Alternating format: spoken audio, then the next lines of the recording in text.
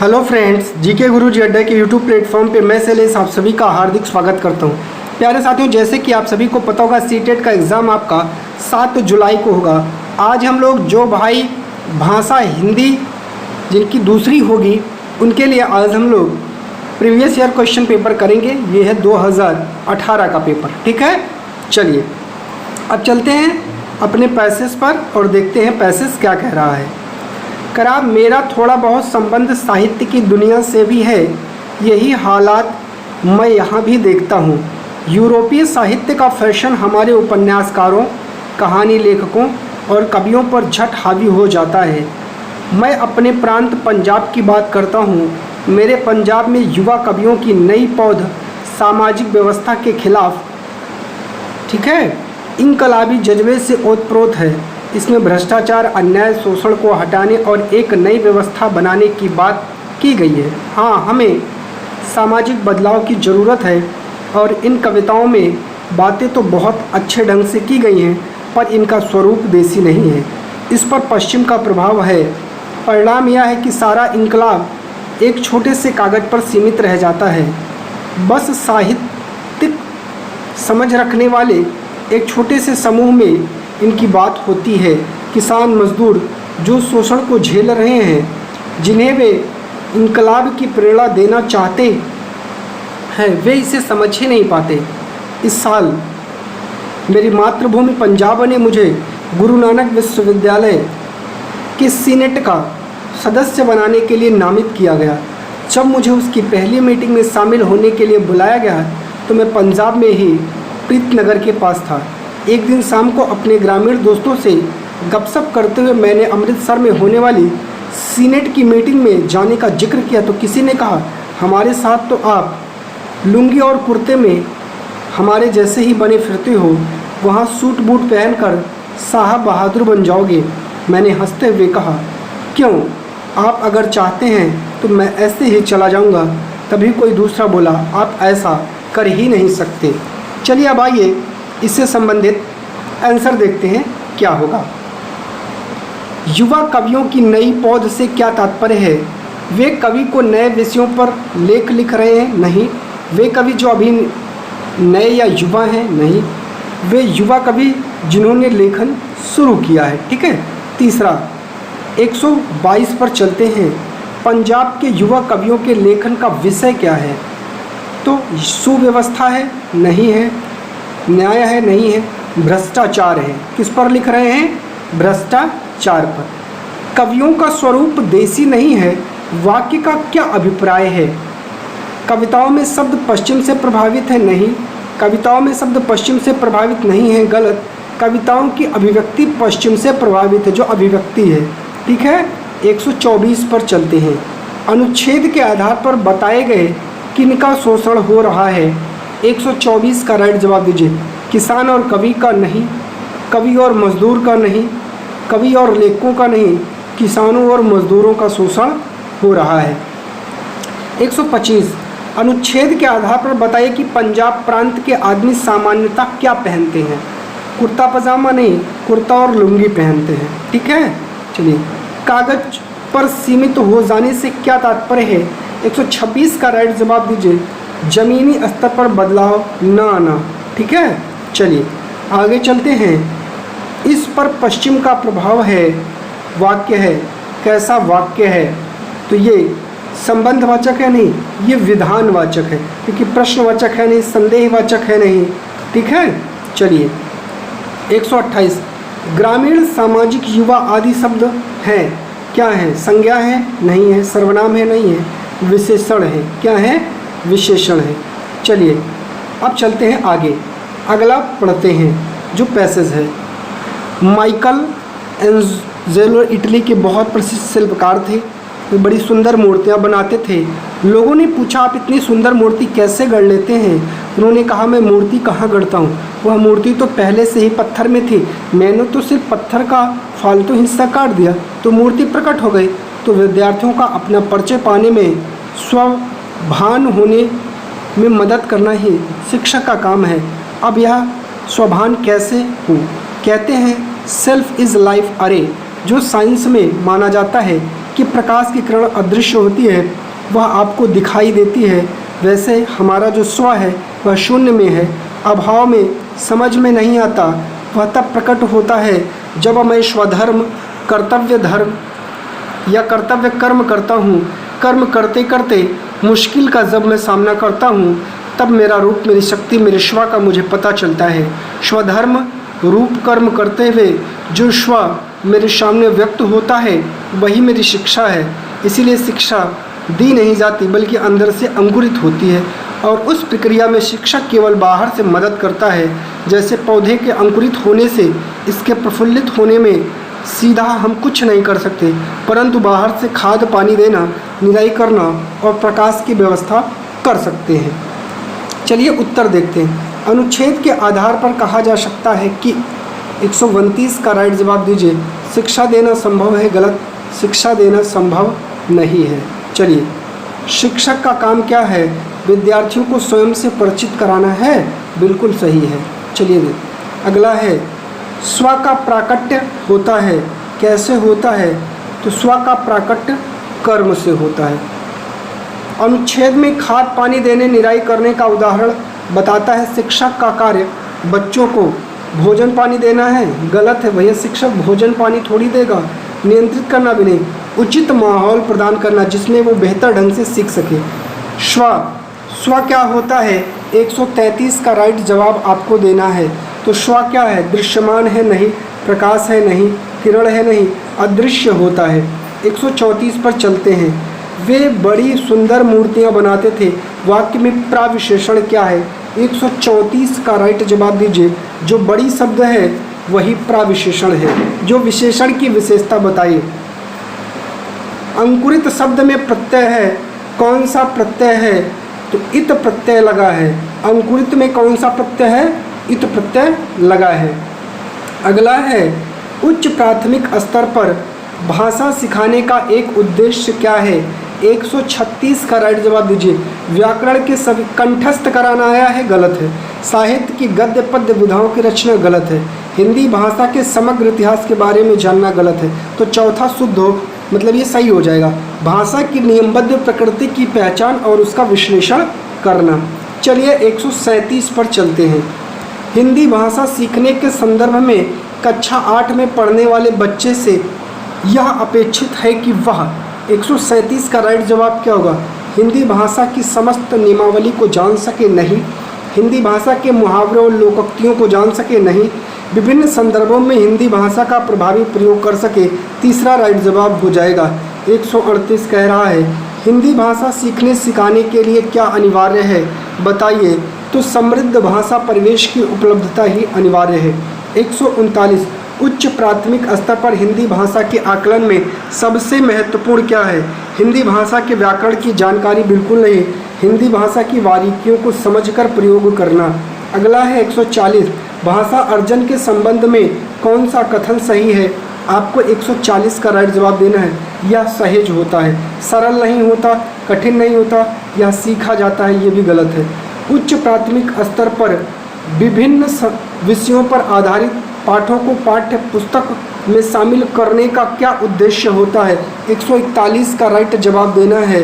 तो बच्चों को विभिन्न विषयों की जानकारी देना नहीं, बच्चों को विभिन्न प्रयुक्तियों से परिचित कराना, बिल्कुल सही जवाब हो जाएगा।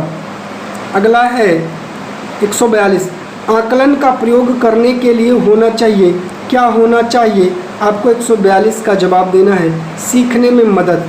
चलिए अगले क्वेश्चन पर, दृश्य श्रव्य सामग्री का प्रयोग तब उपयोगी होता है जब बच्चे, 143 का राइट जवाब क्या होगा?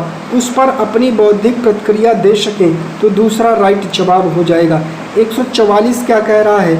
उच्च प्राथमिक स्तर पर विभिन्न उद्देश्यों की पूर्ति के लिए किए जाने वाले लेखन कार्य में सबसे महत्वपूर्ण क्या है?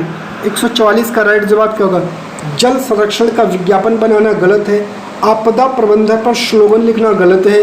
अधूरी कहानी का अंत लिखना, गलत है। डायरी लिखना राइट जवाब हो जाएगा। 145, उच्च प्राथमिक स्तर पर हिंदी भाषा के आकलन का सबसे कमजोर बिंदु क्या है? बताइए। लिखने में नए शब्द का इस्तेमाल करना, गलत। लेखन में तार्किकता का समावेश, गलत। भाषा का सृजनात्मक प्रयोग, गलत है। संस्कृतनिष्ठ शब्दावली का प्रयोग, ठीक है, सबसे कमज़ोर बिंदु पूछा है। अगला है भाषा और लिपि के बीच क्या होता है, 146 का राइट जवाब दीजिए। एक निश्चित संबंध नहीं, कोई निश्चित संबंध नहीं होता है। अगला है उच्च प्राथमिक स्तर पर हिंदी भाषा का आकलन करते समय आप सर्वाधिक बल किस पर देंगे? लिखित परीक्षा पर नहीं, मौखिक परीक्षा पर नहीं, पोर्टफोलियो पर सबसे ज़्यादा प्रयास किया जाता है या सबसे ज़्यादा बल दिया जाता है। बहुभाषी कक्षा में बच्चों की भाषाएं कैसी होनी चाहिए, 148 का राइट जवाब दीजिए। बहुत गंभीर समस्या है जिसका कोई समाधान नहीं, गलत है, संसाधन के रूप में इस्तेमाल की जा सकती है। हमेशा आपको पॉजिटिव आंसर लगाना है। उच्च प्राथमिक स्तर पर व्याकरण पढ़ाने की आगमन पद्धति में 149 का राइट जवाब। जटिल से सरल की ओर जाते हैं, गलत, उदाहरण से नियम की ओर जाते हैं, दूसरा राइट जवाब हो जाएगा। अंतर्निहित भाषा क्षमता का संबंध के साथ है, 150 का राइट जवाब क्या होगा? चौमस्की। सीटेट 2018 का भाषा हिंदी जो फर्स्ट पेपर है उसको सॉल्व करेंगे, फिर भाषा सेकंड जो हिंदी रहेगा उसको भी सॉल्व करवाएंगे। देखिए यहाँ पर बहुत ही इम्पॉर्टेंट चीज़ें लिखी हैं। लिखा है परीक्षार्थी भाग 4 प्रश्न संख्या 91 से 120 के प्रश्नों के उत्तर केवल तभी दें यदि उन्होंने भाषा प्रथम का विकल्प हिंदी चुना हो। इसको पढ़ने के बाद ही करिएगा, अन्यथा फिर आप बहुत ज़्यादा गलतियां कर सकते हैं। बात आती है हिंदी में। हिंदी में सबसे पहले आपको पैसेज पढ़ना होता है। जितने सरल तरीके से, जितने ही सहज तरीके से आप पैसेज को पढ़ लेते हैं उतने ही आराम से आपके क्वेश्चन सॉल्व हो जाते हैं, ठीक है। तो आपको पैसेज को बहुत अच्छे से पढ़ना है। भारत 15 अगस्त 1947 को आज़ाद हुआ था। इस आज़ादी के लिए पूरे देश की जनता ने एक लंबा और मुश्किल संघर्ष चलाया था। तो संघर्ष किसने चलाया था? जनता ने। इस संघर्ष में समाज के बहुत सारे तबकों की हिस्सेदारी थी। तरह तरह की पृष्ठभूमि के लोगों ने इसमें भाग लिया। वे स्वतंत्रता, समानता तथा निर्णय प्रक्रिया में हिस्सेदारी के विचारों से प्रेरित थे। औपनिवेशिक शासन के तहत लोग ब्रिटिश सरकार से भयभीत रहते थे। वे सरकार के बहुत सारे फैसलों से असहमत थे, लेकिन अगर वे इन फैसलों की आलोचना करते तो उन्हें भारी खतरों का सामना करना पड़ता था। स्वतंत्रता आंदोलन ने यह स्थिति बदल डाली। राष्ट्रवादी खुलेआम ब्रिटिश सरकार की आलोचना करने लगे और अपनी मांग पेश करने लगे। 1885 में ही भारतीय राष्ट्रीय कांग्रेस ने मांग की विधायिका में निर्वाचित सदस्य होने चाहिए। उन्हें बजट पर चर्चा करने एवं प्रश्न पूछने का अधिकार मिलना चाहिए। 1909 में गवर्नमेंट ऑफ इंडिया एक्ट ने कुछ हद तक निर्वाचित प्रतिनिधियों की व्यवस्था की मंजूरी दे दी। हालांकि ब्रिटिश सरकार के अंतर्गत बनाई गई ये शुरुआती विधायिकाएं राष्ट्रवादियों के बढ़ते जा रहे दबाव के कारण ही बनी थी, लेकिन इनमें भी सभी वयस्कों को ना तो वोट डालने का अधिकार दिया गया और ना ही आम लोग निर्णय प्रक्रिया में हिस्सा ले सकते थे। अब ये था आपका पैसेज। अब चलते हैं क्वेश्चन पर। लोग किन विचारों से प्रेरित होकर आज़ादी के संघर्ष में शामिल हुए थे? तो स्वतंत्रता भी था, समानता भी था और निर्णय प्रक्रिया में हिस्सेदारी भी था। तो चौथा आपका राइट जवाब हो जाएगा। चलिए अगला क्वेश्चन है 92। करा आज़ादी के लिए संघर्ष किसने चलाया था? ये देखिए, देश की जनता ने एक लंबा और मुश्किल संघर्ष चलाया था। तो किसने चलाया था? देश की जनता ने चलाया था। Question number 93। निम्नलिखित में से लोकतांत्रिक व्यवस्था का मूल्य कौन सा है? बताइए। समानता, स्वतंत्रता, विचारों की अभिव्यक्ति सभी है, ठीक है। अगला क्वेश्चन, आंदोलन का क्या असर पड़ा? बताइए। 94 का राइट जवाब। ब्रिटिश शासक चले गए? नहीं, सरकार की खुलकर आलोचना होने लगी थी। चलिए अगले टॉपिक पर। कांग्रेस की क्या मांग थी? बताइए। 95। भारतीय पुरजोर विरोध करे नहीं, विधायिका में चुने हुए सदस्य हों, ठीक है। सबसे सटीक या सार्थक वाक्य चुनिए। बताइए कौन सा है? संघर्ष मनुष्य को सफलता दिलाता है, संघर्ष मनुष्य को उजाड़ता है, संघर्ष मनुष्य को भटकाता है, संघर्ष मनुष्य को निखारता है। तो चौथा आपका सबसे बढ़िया जवाब हो जाएगा। खुलेआम शब्द का सबसे सार्थक प्रयोग क्या होगा? खुलेआम नगाड़े बज रहे थे, खुलेआम बरसात हो रही थी, खुलेआम बुराइयां हो रही थी। तीसरा आपका राइट जवाब हो जाएगा। 98 पर चलते हैं। दबाव शब्द का प्रयोग कहाँ पर होगा? तो चढ़ता दबाव गिरता गया, गलत है।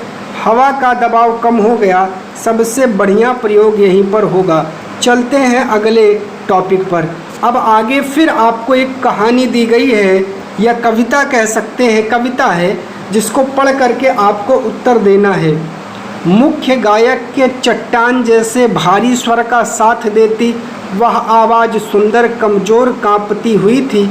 वह मुख्य गायक का छोटा भाई है या उसका शिष्य या पैदल।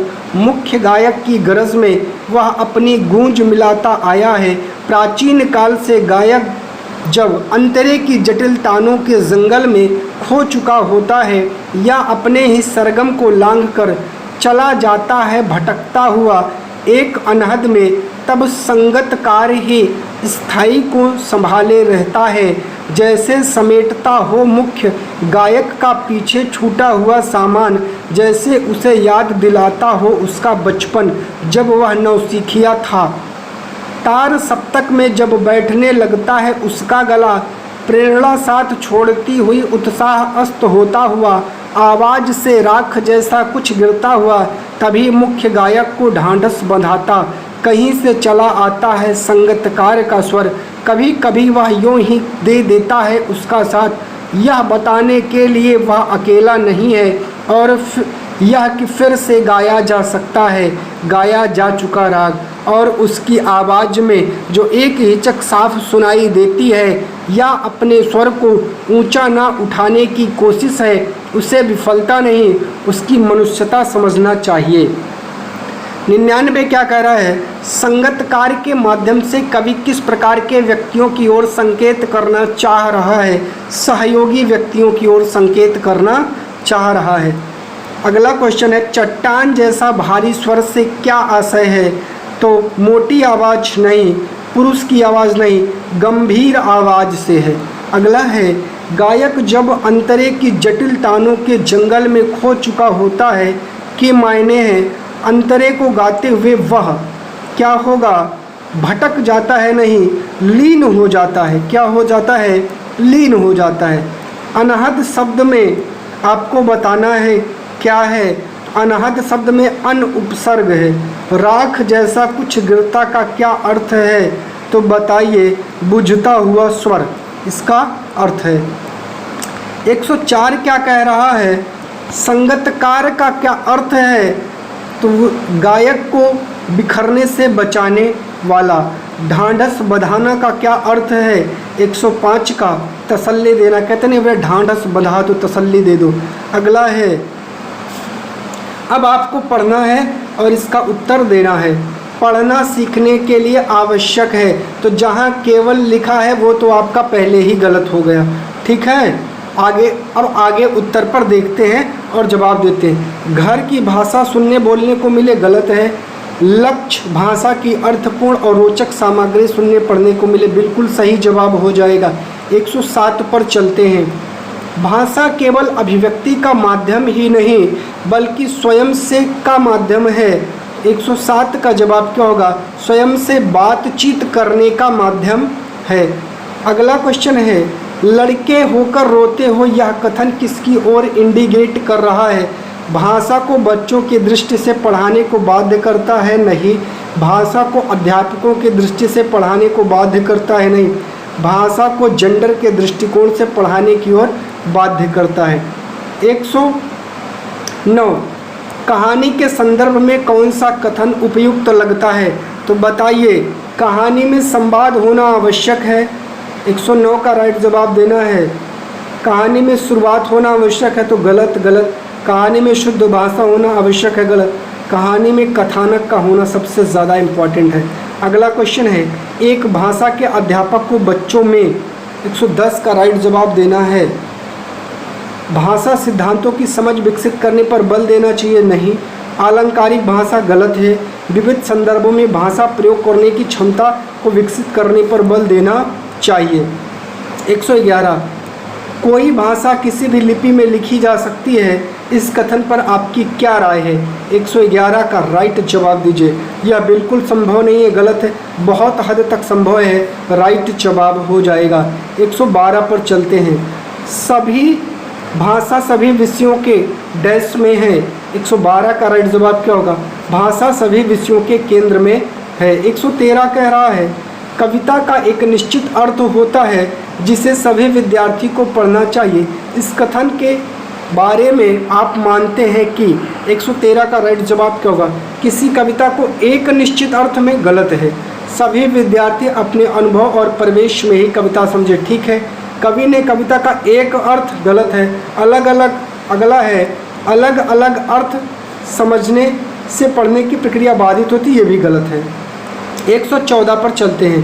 कह रहा है आप मानते हैं कि अलग अलग तरह की सामग्री पढ़ने के अवसर मिलने से? 114 का राइट जवाब क्या हो जाएगा? भाषा की विभिन्न संदर्भों में प्रयोग करने की समझ बनती है। ठीक है। व्याकरण सम्मत भाषा सीखने में मिलती है, गलत है। किताबों के बारे में जानकारी मिलती है, गलत है। लेखकों के बारे में जानकारी, गलत है। 115 पर चलते हैं। हिंदी में विज्ञान संबंधी पाठों को पढ़ाने का उद्देश्य क्या है? आपको 115 का राइट जवाब देना है, विज्ञान की भाषा को समझना। चलिए, लेखन क्षमता के आकलन के लिए 116 का आपको राइट जवाब देना है। अभिव्यक्ति विचारों को जांचना होगा, नहीं। व्याकरण सम्मत भाषा को देखना होगा, नहीं। अर्थपूर्ण वाक्यों संदर्भों को देखना होगा, बिल्कुल सही है। 117 पर चलते हैं। कह रहा है हिंदी के पाठों में अन्य भाषाओं के शब्दों के होने का क्या अर्थ है? तो पाठ का लेखक हिंदी नहीं जानता, गलत है। पाठ समाज में बहुभाषी स्वरूप की सहज प्रस्तुति है। ठीक है। पाठ कठिन और अस्पष्ट है, गलत है। विद्यार्थी को शुद्ध भाषा नहीं सिखाई जा सकती, गलत है। 118 पर चलते हैं। आपकी दृष्टि में अभ्यास क्या है? आपको 118 का राइट जवाब देना है। पाठ को समझने में मदद करते हैं, ठीक है। बच्चों को तार्किक बनाते हैं, नहीं। बच्चों को भाषा के बारे में बताते हैं, नहीं। बच्चों को उत्तर देना सिखाते हैं, नहीं। 119 पर चलते हैं। कह रहा है उच्च प्राथमिक स्तर की पाठ्य सामग्री में अनुवाद सामग्री रखने का क्या उद्देश्य है? 119 का आपको राइट जवाब देना है। बहुत सी सामग्री से परिचित कराना, ठीक है। प्रचुर हिंदी साहित्य का ना होना, गलत है। अन्य भाषाओं के साहित्य को हिंदी में पढ़ने के अवसर देना, गलत है। पूरे देश को पढ़ने के अवसर देना, गलत है। पहला राइट जवाब हो जाएगा। 120 पर चलते हैं। अगला है यदि आपकी कक्षा में दृष्टिबाधित बच्चे हैं तो आप 120 का राइट जवाब देना है। उन्हें विशेष सहानुभूति से पढ़ाएंगे, गलत है। उन्हें पढ़ाने के उपयुक्त साधन देंगे, ठीक है। उन्हें सभी बच्चों से अलग गतिविधि देंगे, गलत है। उन्हें कम गतिविधि कराएंगे, गलत है। तो ये थे आपके क्वेश्चन, ठीक है। इसके बाद आपका इंग्लिश शुरू होता है